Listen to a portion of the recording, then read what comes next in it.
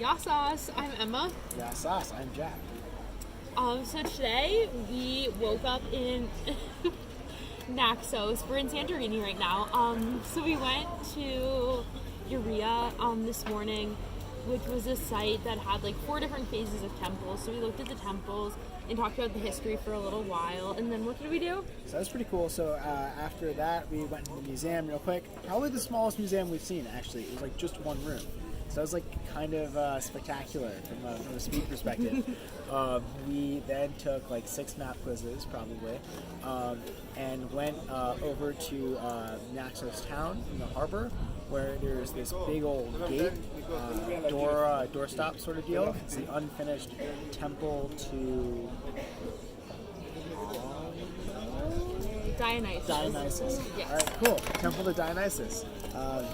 And so we hiked up and looked out into the ocean and sat on the rocks and looked at the beautiful views there.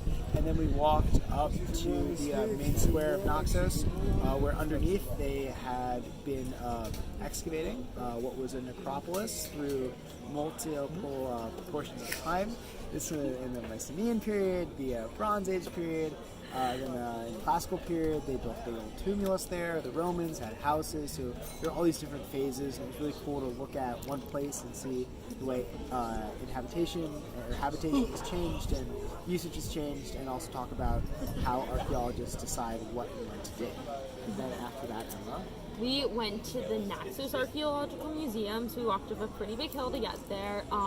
So there we did another group assignment where we were tasked with looking at all of the stone pieces in the museum, which is most of the pieces in the museum. And so our assignment was to divide them up into categories, and then figure out roughly what percentage, like the pieces divided each of the categories. For example, Jack and I looked at stone sculptures in the round along with Phaedra. Of them. 66%, in case you were curious. And then we came together as a group and talked a little bit about that.